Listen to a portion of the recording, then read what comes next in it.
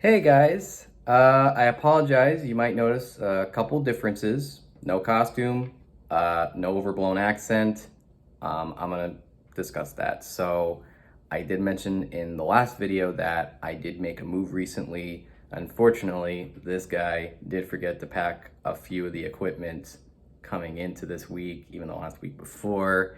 So, I still want to stick with this challenge, and I think this is kind of a good moment to really reflect on that because my problem with the videos is that I come to a point when other things in life that are more serious are going to take precedent, and that's just how adulting works.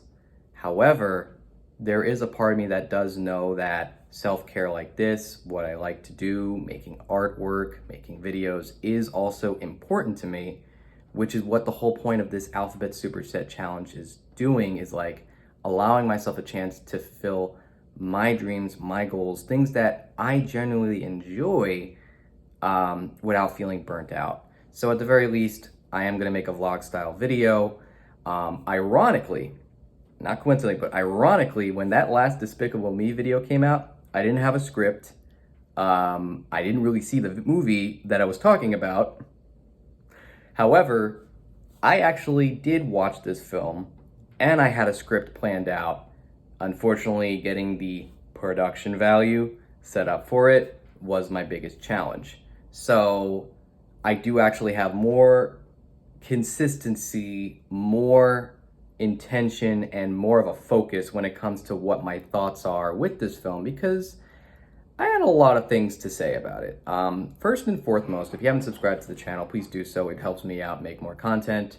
Let's just get right into it. So I think recently Pixar has been struggling, but not for the reasons that most other people are saying they've been struggling. I think a lot of people seem to lean towards wokeness or a quality problem. They're not making quality films like they used to, but they're saying it more now.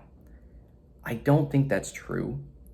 I really do think the pandemic really changed how distribution affected the way these films are being marketed. And that's just me. I think when we're talking about quality, this has been the consistent quality we've had since 2010, 12, when Brave came out, when the Cars movies were coming out.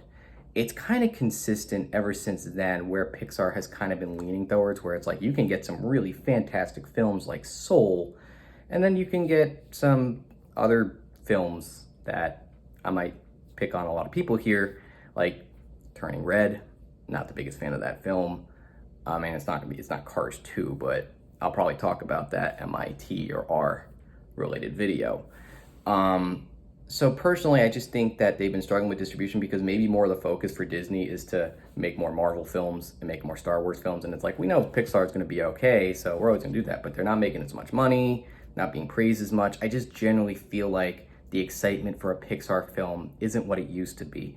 Me personally, the quality of the films, I don't think really changed. And it really speaks to this film.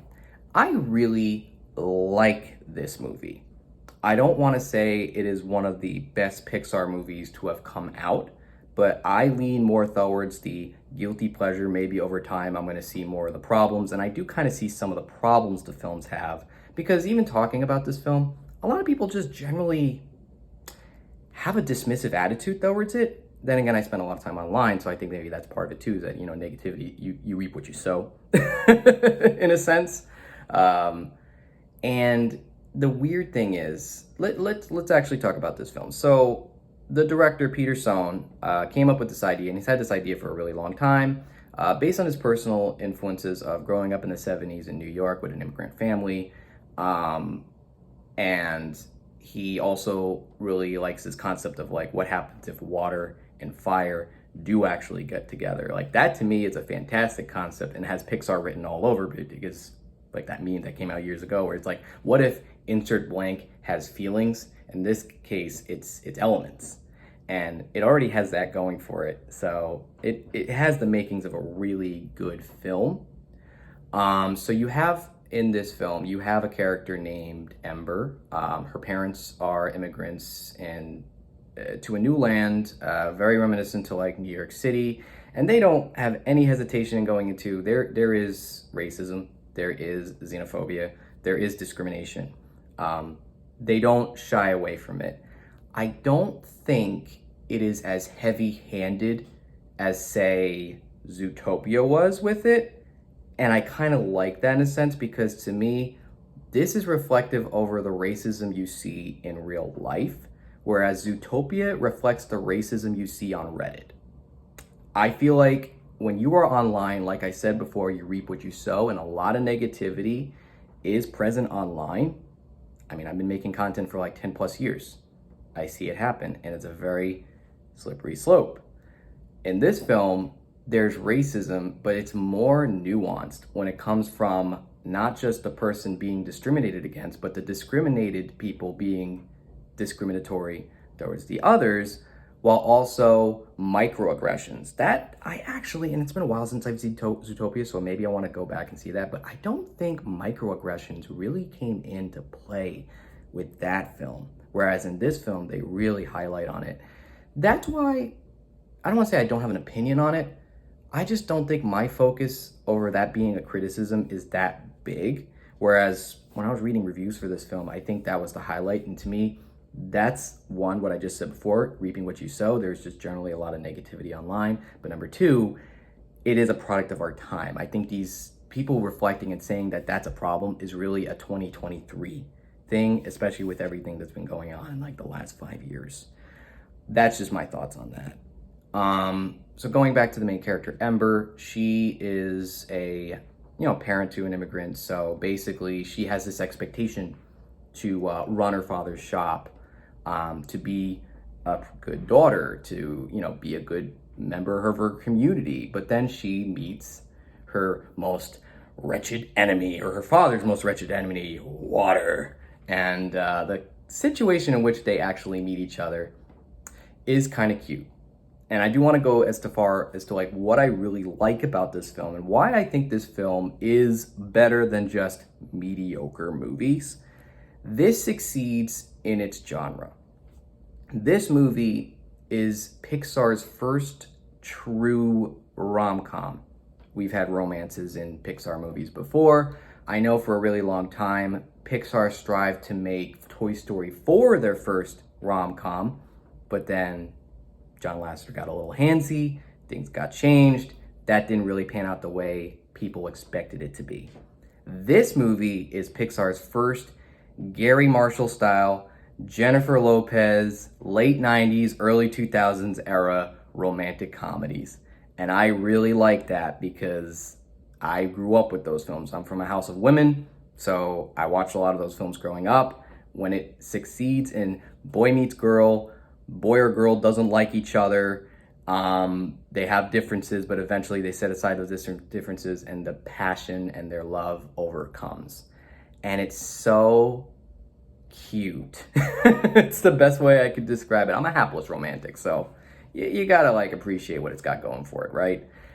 It succeeds because the characters, with most romantic comedies, and the problem I think really bad ones have, there should be no reason why these two people should be getting together.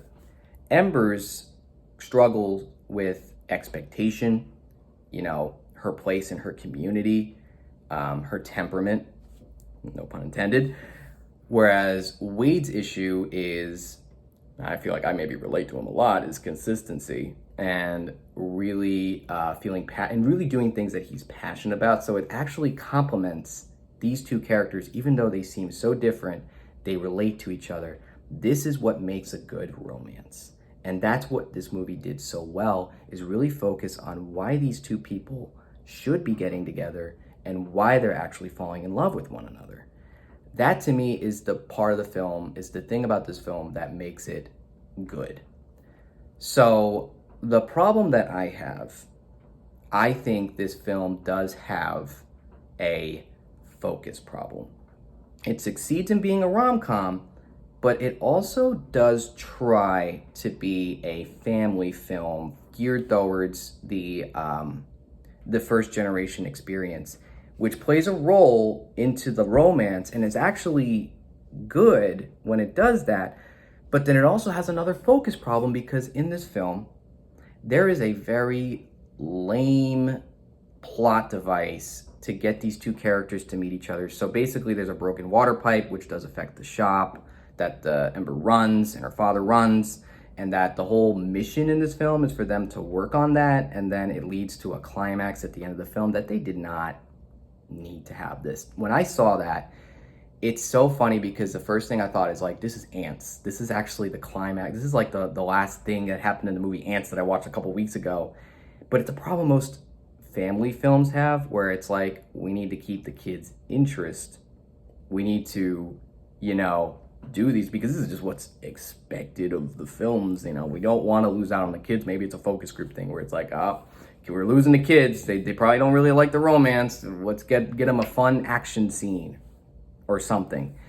And that's what that last climax felt. And it just felt so jarring because there's actually a moment in the film where Ember's so concerned about the violations, it's funny as an adult really reflecting on that, that the shop has, which causes the shop to potentially be shut down. The problem is, that gets resolved.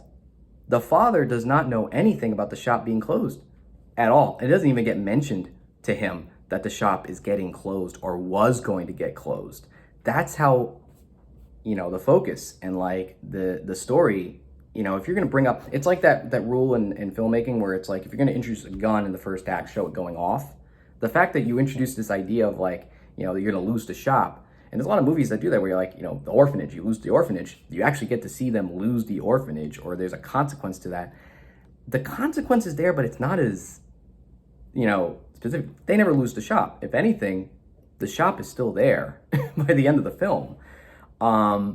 So I just found that to be really jarring because it also does conflict with the immigrant story, which actually, if they just focused on those two elements together, I was really looking forward to like making a full video out of this because I know I was going to unintentionally make puns because I think with elements, it's just very easy to make wordplay when it comes to chemistry. Because there's some really good moments there because like there's a wonderful film, part of the film. I grew up in a family, half of my family is actually first generation immigration. Kind of similar, not the same as like in this film, but there's an aspect of it about, culture, whereas the culture in the individual is so much stronger than being an individual, that when there's a moment in the film where a character essentially gets banished by his family, and I'm not going to go specifically how, but it's so heart-wrenching for me personally, because that's a struggle that I've seen my family have to endure when it comes to like what is representative of your pride and your culture to what you're trying to do because you're trying to raise a family.